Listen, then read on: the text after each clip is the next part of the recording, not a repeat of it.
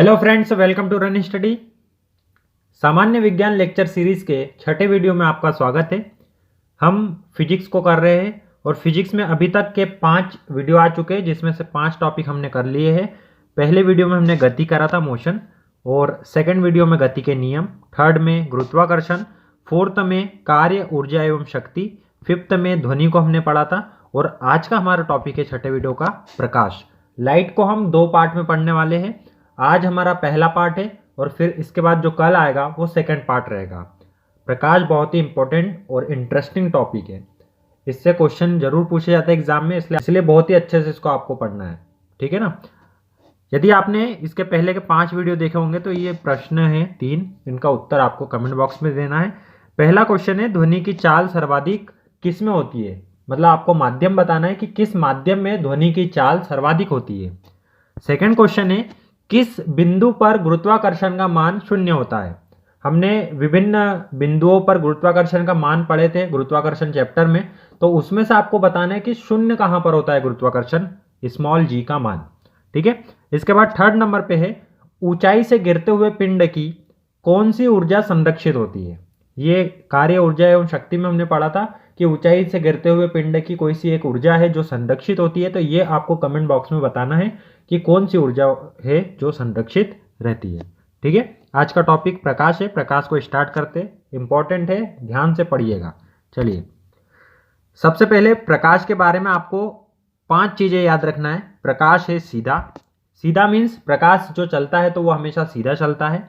दूसरा, प्रकाश कण के रूप में चलता है। तीसरा, प्रकाश तरंग के रूप में चलता है।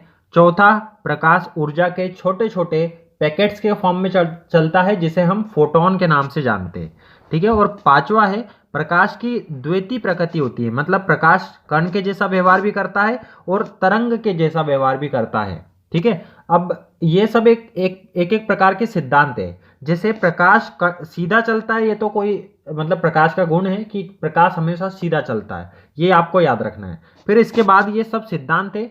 सिद्धांत हमेशा कोई ना कोई वैज्ञानिक के द्वारा दिए जाते हैं, तो आपको याद रखना है कि ये किसने दिया था। जैसे प्रकाश का कणिका सिद्धांत, तो ये किसने दिया था? न्यूटन ने दिया था। प्रकाश का तरंग सिद्धांत किसने दिया था? तो हाइगन ने दिया था। प्रकाश का जो प्लांक का सिद्धांत है, वो किस प्रकाश का प्लांक सिद्धांत क्या कहता है? तो वह यह कहता है कि प्रकाश छोटे छोटे ऊर्जा के पैकेट या बंडल के रूप में चलता है, जिनको फोटोन कहा जाता है, ठीक है। तो ये किसने दिया था? फोटोन के बारे में किसने बताया? प्लांक ने बताया। प्लांक ने बताया कि जो ऊर्जा का छोटा सा बंडल है, पैकेट है, उसकी जो ऊर्जा होती है वो h न्यू के बराबर होती है। E बराबर h न्यू, ऊर्जा जो है वो किसके बराबर होती है? न्यू, h न्यू के बराबर होती है। यहाँ पर न्यू है आवृत्ति और h है प्लांक नियतांक। h क्या है? प्लांक नियतांक है, जिसका मान होता है 6.6723 गुणा 10 की घात -34 जूल सेकेंड। तो आपको ये चीज याद रखना है कि प्लांक नियतांक का मान कितना होता है? 6.6723 इंटू 10 की पावर -34 जूल सेकेंड। इसमें आपको प्लांक नियतांक का मात्रक भी याद रखना है। जूल सेकेंड क्या है? प्लांक नियतांक का मात्रक है, ये भी आप लोग याद रखेंगे। तो h का मान फिर से एक बार दोहराना है आपको भी मन में, 6.6723 इंटू 10 की पावर -34 जूल सेकेंड, ये h का मान है, प्लांक नियतांक का मान है। अब प्रकाश, हमने ध्वनि चैप्टर में पढ़ा था कि प्रकाश किस प्रकार की तरंग होती है, तो ये अनुप्रस्थ तरंग होती है। प्र से याद रखने का मैंने आपको बोला था, तो अनुप्रस्थ तरंग होती है प्रकाश। और ध्वनि कैसी होती है? तो अनुदैर्घ्य होती है, ध आधे से उसे याद रखना है। तो प्रकाश तरंग जो होती है वो अनुप्रस्थ होती है और विद्युत चुंबकीय तरंग में आती है। 7 प्रकार की विद्युत चुंबकीय तरंगें हमने पढ़ी थी, है ना। तो उसमें से कौन सी तरंग है? ये है प्रकाश तरंग, विद्युत चुंबकीय तरंग का ही प्रकार है। और विद्युत चुंबकीय तरंग की मैंने आपको चाल बताया था, 3 गुणा 10 की घात 8 मीटर पर सेकेंड। 3 गुणा 10 की घात 8 मीटर पर सेकेंड विद्युत चुंबकीय तरंग की चाल होती है। अब चूंकि प्रकाश भी विद्युत चुंबकीय तरंग है, तो इसकी चाल भी कितनी हो जाएगी? c बराबर 3 गुणा 10 की घात 8 मीटर पर सेकेंड। अब ये जो प्रकाश की चाल है, ये निकाला किसने था? तो आपको याद रखना है, रोमर के द्वारा यह निकाला गया था। रोमर साइंटिस्ट का नाम है, इसने निकाला था 3 गुणा 10 की घात 8 मीटर पर सेकेंड, ठीक है। तो आपको ये भी याद रखना है। इसके बाद प्रकाश की कुछ घटनाएं होती है, जैसे प्रकाश चलता है सीधा। यदि प्रकाश कहीं झुका, मुड़ा या टकराया, तो जब भी नॉर्मल से हटके कुछ हुआ तो उसको क्या बोलेंगे हम, प्रकाश के साथ कुछ घटना घटित हुई। तो विभिन्न प्रकार की घटनाएं हैं, उसी घटनाओं को अब हमें आगे पढ़ना है। ठीक है, तो सबसे पहली घटना जो हम पढ़ने वाले हैं वो पढ़ेंगे परावर्तन, इंग्लिश में इसको बोला जाता है रिफ्लेक्शन। फिर पढ़ेंगे अपवर्तन, रिफ्रैक्शन। फिर पढ़ेंगे पूर्ण आंतरिक परावर्तन, टोटल इंटरनल रिफ्लेक्शन। फिर पढ़ेंगे वर्ण विक्षेपण, डिस्पर्सन। आगे बात समझ में। तो ये प्रकाश के बारे में कुछ बेसिक्स है, ये आपको याद रखना है कि प्रकाश सीधा चलता है, कण के रूप में चलता है तो किसने बताया था, न्यूटन ने बताया था। तरंग के रूप में चलता है, किसने बताया था, हाइगन ने बताया था। फोटोन मतलब ऊर्जा के छोटे छोटे पैकेट्स के फॉर्म में चलता है, किसने बताया था, प्लांक ने बताया था। क्या उसने ऊर्जा बताया था कि उस फोटोन की ऊर्जा कितनी होती है, तो बिल्कुल बताया था, E बराबर h नहीं होती है। h का मान क्या होता है, 6.6723 गुणा 10 की घात -34 जूल सेकेंड होती है। C बराबर 3 गुणा 10 की घात 8 मीटर पर सेकेंड प्रकाश की चाल है। और द्वितीय प्रकृति होती है, तो द्वितीय प्रकृति के बारे में किसने बताया था, डी ब्रोगली ने बताया था कि जो प्रकाश होता है उसकी द्वितीय प्रकृति होती है, ये तरंग के जैसा भी चलता है और कण के जैसा भी चलता है। ठीक है ना, तो ये सारी बातें आपको प्रकाश के बारे में याद रखना है। अब आगे हम पहली घटना को देख रहे हैं, प्रकाश का परावर्तन। प्रकाश का किसी सतह से टकराकर वापस लौट जाना की घटना को हम क्या बोलते हैं, प्रकाश का परावर्तन। टकराया और लौट गया, उसको क्या बोलेंगे, प्रकाश का परावर्तन। जो आने वाली किरण है उसको इंग्लिश में इंसिडेंट रे और हिंदी में आपतित किरण बोला जाता है। क्या बोलेंगे, आपतित किरण। क्या बोलेंगे, आपतित किरण होती है ये। और जो टकरा के वापस गई तो परावर्तित हुई वो, तो परावर्तित किरण। कौन सी किरण हो गई, परावर्तित किरण। और ये घटना क्या हो गई, परावर्तन हो गई। ठीक है, आने वाली किरण को इंसिडेंट रे, आपतित किरण, जाने वाली किरण परावर्तित किरण, रिफ्लेक्टेड रे। ठीक है, ये बीच में जो डैश डैश करके बना हुआ है इसको बोला जाता है अभिलंब। क्या बोला जाता है, अभिलंब बोला जाता है। और ये नीचे जो आपको दिख रहा है ये है सतह, ये है अभिलंब, और ये नीचे वाली क्या है, सतह।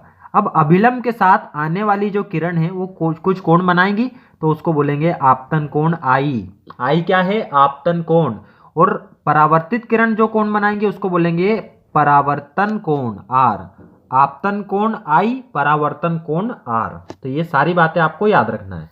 परावर्तन होने के लिए कोई किरण आएंगी, टकराएंगी सतह से, वापस जाएगी, तो बीच में क्या मिल जाएगा, अभिलंब।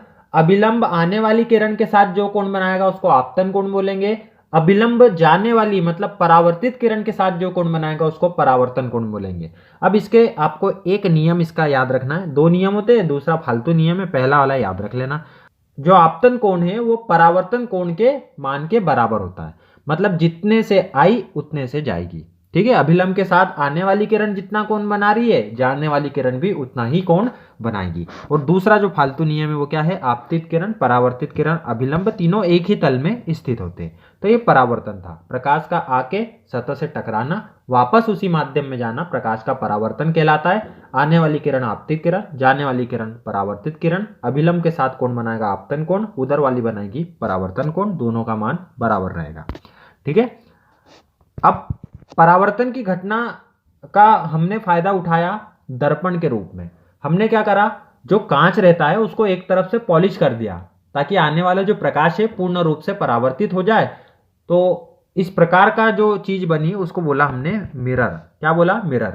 अब ये जो मिरर है वो दो प्रकार से बनाए जा सकते हैं। पहला होता है समतल दर्पण, मतलब सीधा कांच था हमारे पास, एक तरफ को हमने पॉलिश कर दिया। ये देखिए यहाँ पर ये वाला जो भाग है ये पॉलिश किया हुआ है, तो इस साइड पॉलिश कर दिया तो इसके विपरीत सतह से क्या आएगा, प्रकाश आएगा और वापस टकरा कर जाएगा। ठीक है, तो इस प्रकार का जो दर्पण है एकदम सीधा दर्पण, उसको क्या बोलते हैं, समतल दर्पण बोला जाता है। क्या बोलते हैं, समतल दर्पण। इसमें आपको याद रखना है कि समतल दर्पण की वक्रता त्रिज्या अनंत होती है। क्वेश्चन आता है एग्जाम में कि समतल दर्पण की वक्रता त्रिज्या कितनी होती है, तो समतल दर्पण की वक्रता त्रिज्या क्या होती है, अनंत होती है। क्या होती है, अनंत होती है समतल दर्पण की वक्रता त्रिज्या। ठीक है, इसके बाद आता है सेकंड नंबर पे गोलीय दर्पण। समतल दर्पण आप समझ गए होंगे, सीधा दर्पण है, एक साइड पॉलिश कर दिया तो वो बन जाएगा समतल दर्पण। दूसरा प्रकार है हमारे पास गोलीय दर्पण। गोलीय दर्पण इंग्लिश में बोलेंगे स्फेरिकल मिरर। अब गोलीय दर्पण कैसा बनाए जाते हैं, तो गोलीय दर्पण क्या करेंगे, हम एक गोला लेंगे, ये देखिए यहाँ पर एक कांच का गोला लिया गया है। इस कांच के गोले को दो तरफ से काटा, एक इधर साइड से काट दिया और एक इधर साइड से काट दिया। ठीक है, तो इसके दो भाग निकलेंगे। इस साइड वाला भाग जो है वो लाल कलर से दिखाया गया है और इस तरफ वाला भाग जो है वो ये नीचे की तरफ है। ठीक है, अब इसमें आपको क्या करना है, इसमें आपको करना ये है कि ये जो लाल वाला है इसके बाहर की तरफ आपने पॉलिश कर दिया। तो ये बाहर की तरफ जब पॉलिश कर दिया तो इसका जो दबा हुआ भाग रहेगा यहाँ से प्रकाश आएगा, है ना। जहाँ पॉलिश करके उसके विपरीत दिशा से क्या होता है, प्रकाश आता है। इस साइड से आया प्रकाश और टकरा कर वापस जाएगा। तो देखो जो परावर्तित तल है, मतलब जहाँ से प्रकाश टकरा कर वापस जा रहा है वो दबा हुआ दिख रहा है, तो इसको बोलेंगे अवतल। दबा हुआ तल मतलब अवतल। तो यदि परावर्तित प्रकाश किसी दबे हुए तल से वापस आ रहा है तो इसका मतलब वो जो दर्पण है वह अवतल दर्पण है। और यदि उठे हुए तल से वापस आ रहा है तो इसका मतलब ये जो दर्पण है वो कैसा है, यह उत्तल दर्पण है। उठा हुआ तल है, यदि परावर्तित प्रकाश जहां से हो रहा है वह तल उठा हुआ है तो उत्तल दर्पण, यदि दबा हुआ है तो अवतल दर्पण। अब ये जिस गोले से काटा गया है उसका कहीं ना कहीं केंद्र तो होगा ना गोले का, तो वह गोले का केंद्र अब केंद्र ना रहकर क्या बन जाता है, वक्रता केंद्र बन जाता है। क्या बन जाता है, वक्रता केंद्र बन जाता है गोले का वक्रता केंद्र। ठीक है, तो आप ये समझ गए होंगे गोलीय दर्पण जो होते हैं दो प्रकार के होते हैं, अवतल और उत्तल। कौन कौन से, अवतल और उत्तल। समतल दर्पण की वक्रता त्रिज्या अनंत और जो गोलीय दर्पण होते हैं उनकी वक्रता त्रिज्या फोकस दूरी का डबल। ये सब चीजें हम आगे पढ़ने वाले हैं कि वक्रता त्रिज्या क्या होती है, फोकस दूरी क्या होती है, तो ये आगे देखते हैं अपन। ठीक है, बस इसमें ये याद रखना कि समतल दर्पण की वक्रता त्रिज्या अनंत होती है और गोलीय दर्पण की वक्रता त्रिज्या फोकस दूरी का 2 गुना होती है, फोकस दूरी का 2 गुना होती है। ठीक है, आगे देखो अब अच्छे से समझते हैं। ये हमारा एक दर्पण है, यहाँ पर पीछे की तरफ से इसको पॉलिश करा, मतलब जो दबा हुआ तल है वह हमारा परावर्तक हो जाएगा। मतलब ये जो दर्पण आपको दिख रहा है किस प्रकार का दर्पण है, तो यह अवतल दर्पण है। किस प्रकार का दर्पण अभी दिख रहा है, अवतल दर्पण दिख रहा है। इस दर्पण में एक बीच में एक बिंदु आता है, इसको बोला जाता है ध्रुव। बीच में जो बिंदु आता है उसको क्या बोलते हैं, ध्रुव बोलते हैं। इंग्लिश में इसको पोल बोला जाता है। तो पी से दर्शाएंगे, पोल कहां से स्टार्ट होगा, पी से, तो पी से इसको दर्शाया जाता है। और यह जो गोला है, जिस किसी ना किसी गोले का भाग तो होगा, उसी में से तो काटा है अपन ने, तो उस गोले का जो केंद्र है, अब इसका वो गोला तो बचा ही नहीं, अब क्या बचा है, केवल एक वक्र बचा है। तो ये जो केंद्र हो जाएगा ये वक्रता केंद्र कहलाता है। क्या कहलाता है, वक्रता केंद्र कहलाता है। वक्रता केंद्र और ध्रुव, वक्रता केंद्र और ध्रुव दो बिंदु आ गए हमारे पास। इन दोनों बिंदुओं को मिलाकर हमने क्या कर दी, एक रेखा खींच दी। इन दोनों बिंदुओं को मिलाते हुए क्या कर दी हमने, एक रेखा खींच दी। इसको हम बोलेंगे मुख्य अक्ष। जो रेखा खींची है उसको क्या बोलेंगे, मुख्य अक्ष बोलेंगे। आई बात समझ में। ध्रुव था हमारे पास, जो हमने वक्र काटा था, जो गोल कांच का वक्र काटा था, उसका जो बीच वाला बिंदु रहेगा उसको बोलेंगे ध्रुव। और हमारे पास दूसरी चीज थी, जो जिस गोले से काटा था उसका केंद्र, तो अब वक्रता केंद्र बन गया। वक्रता केंद्र और ध्रुव को मिलाने वाली लाइन हमने खींच दी है, तो ये हमारी क्या हो गई, मुख्य अक्ष हो गई। ठीक है, अब मुख्य अक्ष से आधी दूरी पर देखो, यहां ध्रुव से लेकर जो वक्रता केंद्र तक की दूरी है उसको हम बोलेंगे वक्रता त्रिज्या, और इसको हम आर से दर्शाते हैं। वक्रता त्रिज्या को किससे दर्शाते हैं, आर से दर्शाया जाता है वक्रता त्रिज्या को, ध्रुव से वक्रता केंद्र तक की दूरी। अब इसकी आधी दूरी जो रहेगी उसको हम बोलेंगे फोकस दूरी। वक्रता त्रिज्या का आधी दूरी फोकस दूरी कहलाती है। ये बात आपको याद रखनी है। ठीक है, बराबर r/2 बराबर f। तो यहां से r बराबर क्या आ जाएगा, 2f, जो कि हमने पीछे साइड यहां पर पढ़ा है। ठीक है, ये वाला। ठीक है, r बराबर 2f। आई बात समझ में आप, है ना। तो इस प्रकार से आप कर सकते हैं। ठीक है, यहां पर वक्रता त्रिज्या मतलब r बराबर क्या आ गया, 2f आ गया। ठीक है, आगे बढ़ते हैं।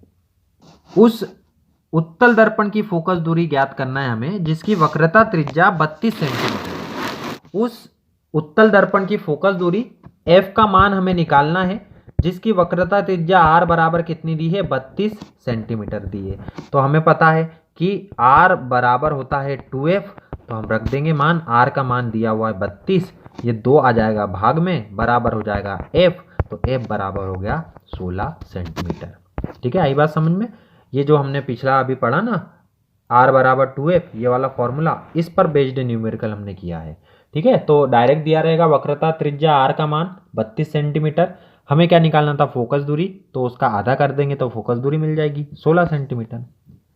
अब आगे जो आता है वो आता है प्रतिबिंब। क्या आता है आगे, इमेज या प्रतिबिंब।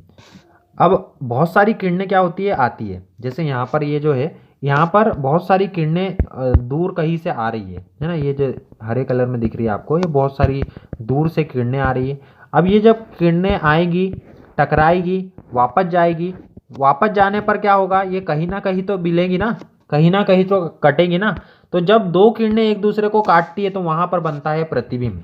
दो किरणें एक दूसरे को काटेंगी तो क्या बनेगा, प्रतिबिंब बनेगा। दो किरणों का जो मिलन बिंदु होता है वह प्रतिबिंब कहलाता है। प्रतिबिंब दो प्रकार का होता है, एक होता है वास्तविक प्रतिबिंब, एक होता है आभासी प्रतिबिंब।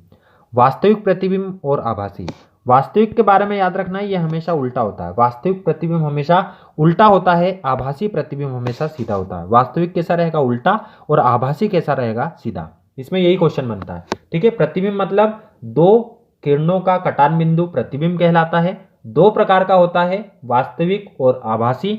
वास्तविक प्रतिबिंब हमेशा उल्टा बनेगा और आभासी प्रतिबिंब हमेशा सीधा बनेगा। ठीक है, प्रतिबिंब के बारे में यही याद रखना है आपको।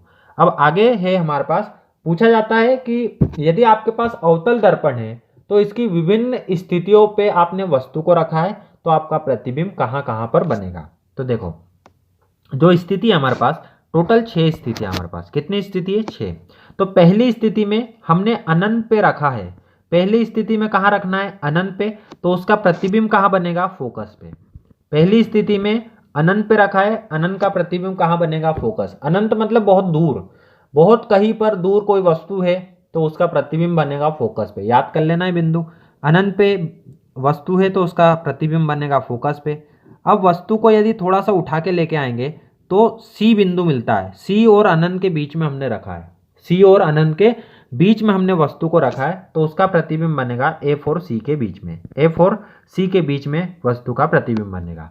फिर और आके लेके आए तो सी पर रख दिया, ये वाला सी पर रखा है तो प्रतिबिंब कहाँ बनेगा, सी पर ही बनेगा। फिर और आगे ले गए, सी और अनंत, सी और एफ के बीच में ले गए तो अब प्रतिबिंब और खिसक जाएगा, सी और अनंत के बीच में बनेगा यहाँ पर। ठीक है, इसके बाद यदि फोकस पे रख दिया तो कहाँ बनेगा, अनंत पे बनेगा। और फोकस और ध्रुव के बीच में रखा तो दर्पण की दूसरी तरफ, ये छठा केस है, स्पेशल और बड़ा प्रतिबिंब, आभासी प्रतिबिंब बनेगा। ठीक है, तो ये क्वेश्चन पूछ सकता है। बाकी सब में वास्तविक प्रतिबिंब बनेगा, लेकिन छठे केस में आभासी प्रतिबिंब बनता है अवतल दर्पण के केस में। ठीक है, अवतल दर्पण है आपके पास तो छठा केस मतलब फोकस दूरी और ध्रुव के बीच में वस्तु को रखेंगे तो दर्पण की दूसरी ओर प्रतिबिंब बनता है, आभासी प्रतिबिंब बनता है। स्पेशल केस है ये, इसलिए आपको याद रखना है, एग्जाम में पूछा जाता है ना, कि अवतल दर्पण का ऐसा कौन सा केस है जहां पर हमें आभासी प्रतिबिंब प्राप्त होता है। तो याद रखना है, फोकस और ध्रुव के बीच में वस्तु को रखने पर दर्पण की दूसरी ओर आभासी प्रतिबिंब अवतल दर्पण में प्राप्त होता है। ठीक है, तो ये चीजें आपको याद रखना है। इसमें आप दर्पण सूत्र याद रखेंगे, 1/f बराबर 1/v प्लस 1/u। अब यहाँ v u क्या है, f तो आपको पता चल गया, फोकस दूरी होती है, f वक्रता त्रिज्या की आधी। v क्या है, तो ध्रुव से लेकर प्रतिबिंब की दूरी को हम बोलेंगे v। u क्या है, ध्रुव से लेकर वस्तु की दूरी को बोला जाता है u। ठीक है, अब यहां पर याद रखना है आपको कि जो भी दूरी नापेंगे वो कहां से नापेंगे, ध्रुव से नापेंगे। कोई भी दूरी नापना है आपको दर्पण में तो वो कहां से नापेंगे, वह नापेंगे ध्रुव से। ठीक है, तो f क्या है, फोकस दूरी। फोकस दूरी होती है वक्रता त्रिज्या की आधी। फोकस दूरी वक्रता त्रिज्या की आधी होती है। v बराबर ध्रुव से प्रतिबिंब की दूरी और u बराबर ध्रुव से वस्तु की दूरी। इसके बाद इसमें आवर्धन आता है। आवर्धन मतलब कि जो, जैसे छठा केस अपन बता रहे कि जो वस्तु रखी है हमने f और p के बीच में, मतलब फोकस और पोल के बीच में, तो वस्तु का जो प्रतिबिंब है वो दर्पण की दूसरी ओर बनेगा, बड़ा प्रतिबिंब बनेगा। तो कितना बड़ा बनेगा ये कौन बताएगा, ये बताएगा आवर्धन। ये कौन बताएगा, आवर्धन बताएगा कि कितना बड़ा प्रतिबिंब हमें बना हुआ मिलेगा यदि हमने अवतल दर्पण यूज किया है। ठीक है, जैसे 2 आवर्धन का यदि अवतल दर्पण यूज किया है तो हमें जो प्रतिबिंब मिलेगा वो डबल मिलेगा। मतलब यदि 16 सेंटीमीटर की वस्तु है तो उसका प्रतिबिंब 32 सेंटीमीटर का हमको दिखाई में पड़ेगा यदि आवर्धन उसका 2 है तो। ठीक है, तो ये चीज आपको याद रखना है। आवर्धन के बारे में आप याद रखेंगे दर्पण। दर्पण सूत्र क्या होता है, 1/f बराबर 1/v प्लस 1/u। एफ क्या है फोकस दूरी, वी क्या है ध्रुव से प्रतिबिंब की दूरी, यू क्या है ध्रुव से वस्तु की दूरी, और आवर्धन मतलब क्या होता है कि कितना बड़ा प्रतिबिंब बना के देगा कोई भी दर्पण जो आप यूज कर रहे हो।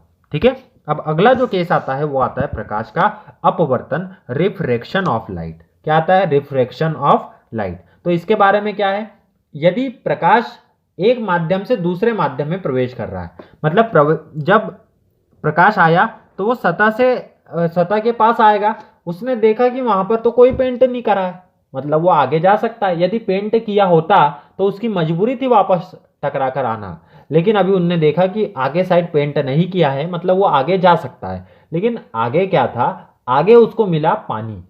अभी हवा से आया है, आगे जाएगा पानी में, तो पानी में जाने के कारण उसका माध्यम बदल गया। अभी हवा से आया था, एकदम फ्रीली घूम रहा था, मतलब माध्यम में जो कण थे वो दूर दूर थे, लेकिन पानी में जाएगा तो जो कण है पानी के, वाटर के जो मॉलिक्यूल है वो पास पास में चिपके हुए हैं ना, तो अब उसको पहले जैसा माहौल तो मिलने से रहा।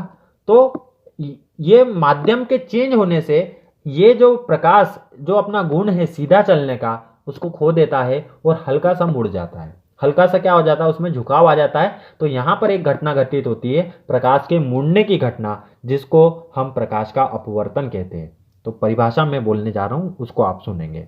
ठीक है, प्रकाश जब एक माध्यम से, हवा माध्यम से पानी में गया, तो हम बोलेंगे एक माध्यम से दूसरे माध्यम में जाता है तो वह अपने पथ से, अपने रास्ते से विचलित हो जाता है। प्रकाश का अपने पथ से विचलित होना प्रकाश का अपवर्तन कहलाता है, प्रकाश का अपवर्तन कहलाता है। ठीक है, आई बात समझ में? जब भी ऐसा कोई माध्यम आपको मिल रहा है जहां पर जो कण है, माध्यम के कण है, वो दूर दूर है, तो इसको हम विरल माध्यम बोलते हैं। क्या बोलते हैं? विरल माध्यम बोलते हैं। जब भी कण दूर दूर रहेंगे तो उसको बोलेंगे विरल माध्यम, और जब कण पास पास रहते हैं तो उसको क्या बोलते हैं? सघन माध्यम बोलते हैं। जैसे हवा विरल माध्यम है, पानी हवा की तुलना में सघन माध्यम है। हवा और पानी की तुलना हो गई। पानी और कांच की तुलना करेंगे तो कांच के कण और पास पास रहते हैं, तो पानी और कांच में तुलना करेंगे तो पानी विरल हो जाएगा, कांच ज्यादा सघन हो जाएगा। तो इस प्रकार से हमको सघन और विरल माध्यम दो में तुलना करके बताना रहता है। ठीक है, तो आपको याद रखना है कि विरल मतलब क्या है, तुलना करेंगे जिसके कण दूर दूर दिखे आपको तुलनात्मक रूप से, वो हो जाएगा विरल माध्यम, और जिसके कण पास पास देखेंगे वो क्या हो जाएगा? सघन माध्यम हो जाएगा। तो इसमें एक नियम आता है स्नेल का नियम, इसमें आता है म्यू बराबर साइन आई बटे साइन आर। साइन आई बटे साइन आर मतलब जो किरण में झुकाव होगा, ये बताने वाला भी तो कोई होना चाहिए कि कितना झुकाव होगा। तो ये कौन बताएगा? ये अपवर्तन बताएगा। जितना अपवर्तनांक का मान ज्यादा होगा उतना ज्यादा झुकाव होगा। ठीक है, अपवर्तनांक म्यू क्या है? अपवर्तनांक है साइन आई बटे साइन आर। ये स्नेल का नियम है, याद कर लेना इसको, साइन आई बटे साइन आर स्नेल का नियम। म्यू बराबर है अपवर्तनांक। म्यू क्या है? अपवर्तनांक है म्यू, और अपवर्तनांक म्यू बराबर क्या होता है? साइन आई बटे साइन आर। मतलब अपवर्तनांक ज्यादा तो झुकाव ज्यादा है। आगे बात समझ में? अब यहां पर दो केस आते हैं। एक तो जो किरण जा रही है वो सघन से विरल माध्यम में जा सकती है और विरल से सघन माध्यम में जा सकती है। यहां पर भी बीच वाली चीज क्या होंगी? ये होगा अभिलंब। बीच वाली चीज क्या है? अभिलंब है बीच वाली चीज। ठीक है, तो अभिलंब की ओर झुकेंगी या अभिलंब से दूर हटेंगी, मतलब ऐसे जा रही है या अभिलंब है, तो या तो अभिलंब की ओर झुक जाएगी इस प्रकार से, या अभिलंब से दूर हट जाएगी इस प्रकार से। ठीक है, तो ये केस क्या होगा, ये देखना है आपको कि सघन से विरल में जा रही है कि विरल से सघन में। यदि सघन से विरल में जा रही है तो अभिलंब से दूर हटेगी, मतलब ये वाला केस होगा। और यदि विरल से सघन में जा रही है तो अभिलंब की ओर झुकेगी, मतलब ये पहला वाला केस होगा। ठीक है, आगे बात समझ में? सघन से विरल में जा रही है तो अभिलंब से दूर हटेंगी, मतलब दूसरा केस, और विरल से सघन में जा रही है तो अभिलंब की ओर झुकेंगी, मतलब पहला केस। अब इसमें विभिन्न माध्यमों के अपवर्तनांक के मान आपको याद रखना है। पहला है वायु माध्यम। वायु में अपवर्तनांक का मान होता है 1.0003। जल में कितना होता है? तो 1.33। कांच का होता है, वैसे कांच का अगर देखें नॉर्मली एवरेज निकाले तो 1.5 होता है। ठीक है, लेकिन दो प्रकार के कांच हमारे पास होते हैं, क्राउन होता है एक होता है फ्लिंट। तो क्राउन कांच के लिए इसका मान 1.52 और फ्लिंट कांच के लिए 1.63, और हीरे के लिए कितना होता है? तो 2.42 होगा। हीरे के लिए मान कितना होगा? 2.42। तो वायु के लिए याद रखेंगे 1.0003। दूसरा आपको याद रखना है जल के लिए 1.33, क्राउन कांच के लिए 1.52, फ्लिंट कांच के लिए 1.63, हीरे के लिए 2.42 और नॉर्मली यदि पूछे कि एवरेज कितना होता है कांच का तो 1.5 होता है। एवरेज कितना होता है? 1.5 होता है। तो ये अपवर्तनांक के मान भी आपको याद रखना है। ठीक है, अब इसके अनुप्रयोग में पूछा जाता है, क्वेश्चन आएगा कि तारे का टिमटिमाना किसका उदाहरण है? तो आपको बताना है कि तारे का टिमटिमाना प्रकाश के अपवर्तन का एग्जाम्पल है। किसका उदाहरण है? प्रकाश के अपवर्तन का एग्जाम्पल है।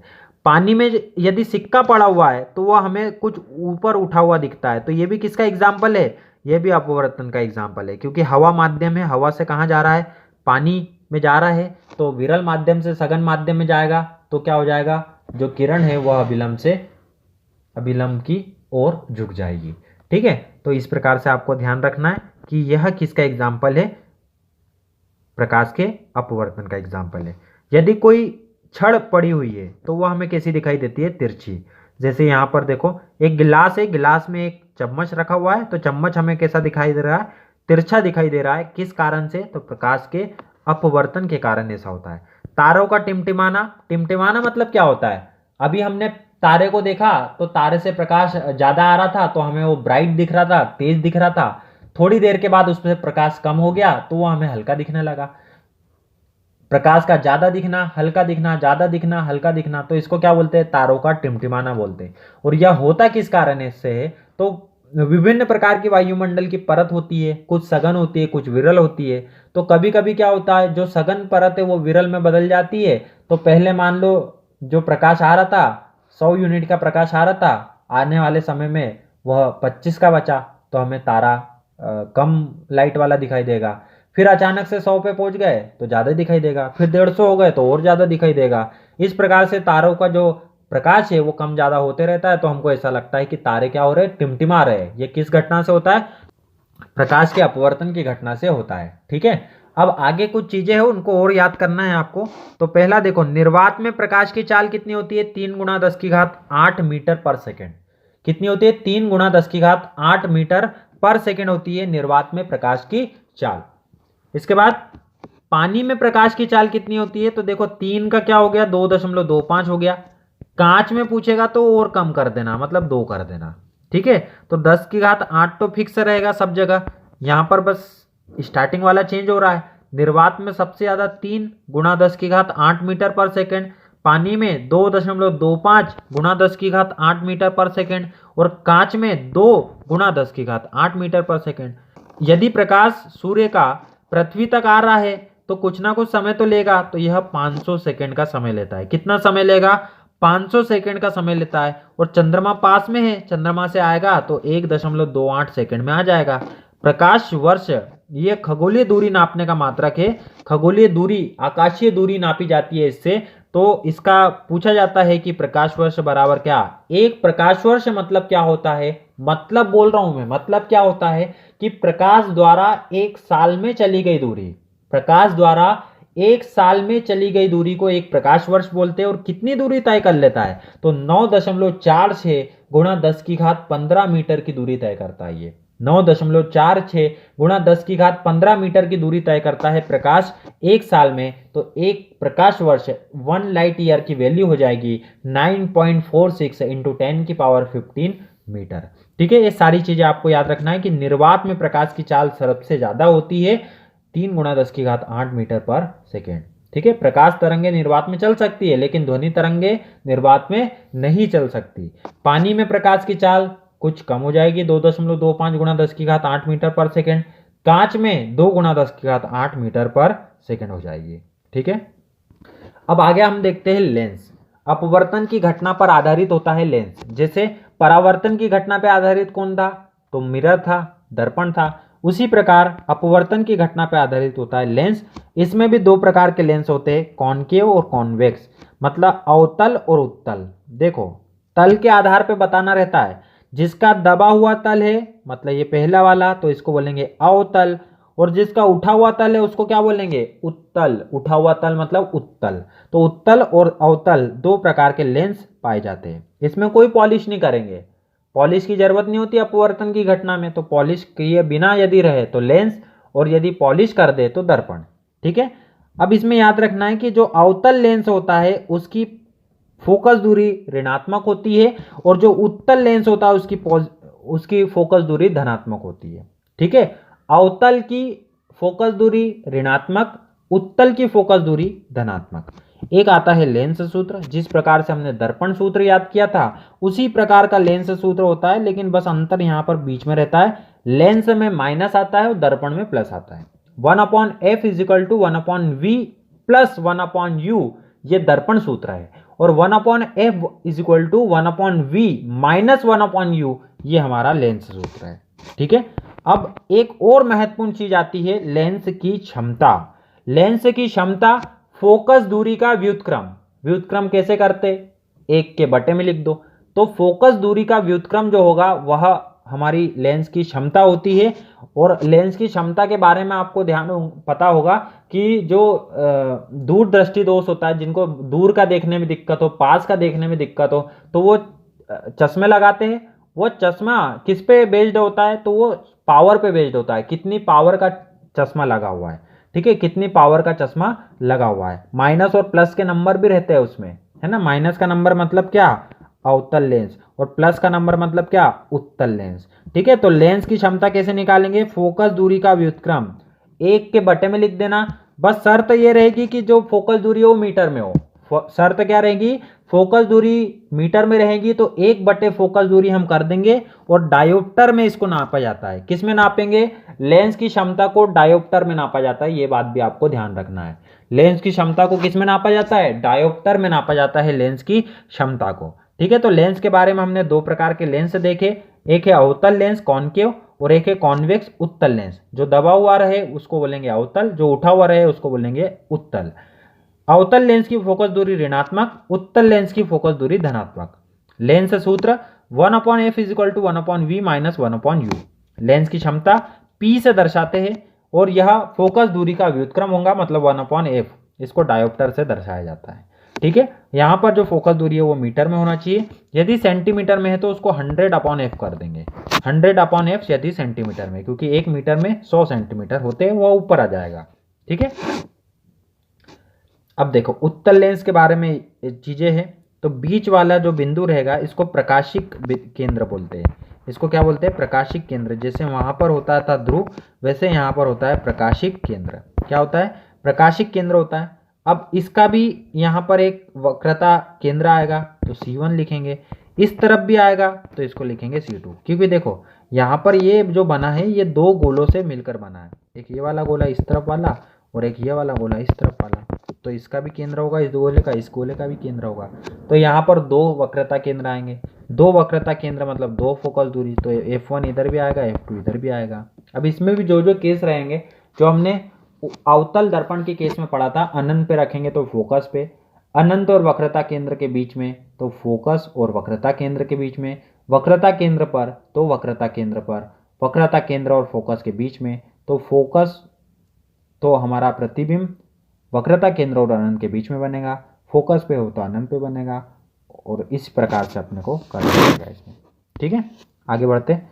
फोकस दूरी अभी बताया आपको, उत्तल लेंस की फोकस दूरी धनात्मक और अवतल लेंस की फोकस दूरी क्या होती है, ऋणात्मक। लेंस की क्षमता भी हमने देख ली, P बराबर 1/f मीटर, यदि f क्या हो मीटर में, डायोप्टर में इसको नापा जाता है, और 100/f कब करेंगे, जब f किस में दिया हो, सेंटीमीटर में दिया हो। ठीक है, अब इस पे भेज देंगे, कल देख लेंगे अपन। बाकी इसके पहले और देख लो कि यदि 2 लेंसों को हमने जोड़ा है तो उसकी संयुक्त क्षमता कैसे निकालेंगे। दोनों लेंसों की जो क्षमता है उसको जोड़ दो, बस P1 प्लस P2 कर दो। ठीक है ना, क्या करेंगे, P1 प्लस P2 करेंगे।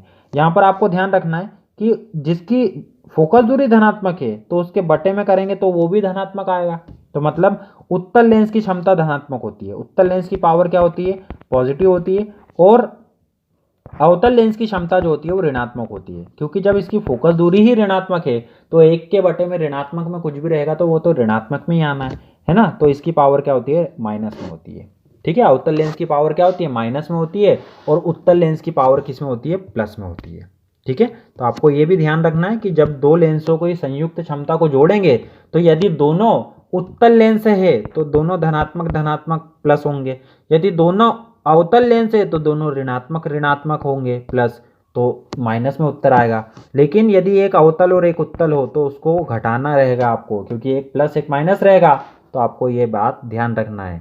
ठीक है, अब जैसे या तो आपको लेंस की क्षमता डायरेक्ट दी रहेंगी कि दो लेंसों को जोड़ो आप जिनकी क्षमता ये है P1 और P2, या फिर वो क्या करेगा, थोड़ा सा आपको यदि पूछना चाहेगा कि क्षमता का सूत्र इनको पता है कि नहीं, कि फोकस दूरी का व्युत्क्रम होता है, तो आपको क्या करेगा, वो क्षमता नहीं देगा डायरेक्ट, क्या देगा, आपको फोकस दूरी देगा कि भाई ये व्युत्क्रम तो कर ही लेंगे यदि इनको पता होगा तो, है ना। तो अपने को कैसे निकालना है, P बराबर 1/f होगा यदि जनरल देखा जाए तो, और यदि अलग अलग लेंसों की दी है तो P1 कैसे निकालेंगे, 1/f1, और P2 कैसे निकालेंगे, उसकी फोकस दूरी का व्युत्क्रम मतलब 1/f2। इस प्रकार से अलग अलग निकाल के हम क्या कर लेंगे, दो लेंसों की क्षमता को निकाल सकते हैं। याद रखना, क्षमता और निकालना है, उनको जोड़ देना है तो आपको संयुक्त क्षमता मिल जाएगी। ठीक है, जैसे ये वाला देखो, 25 सेंटीमीटर फोकस दूरी वाले उत्तल लेंस की क्षमता हमें निकालना है।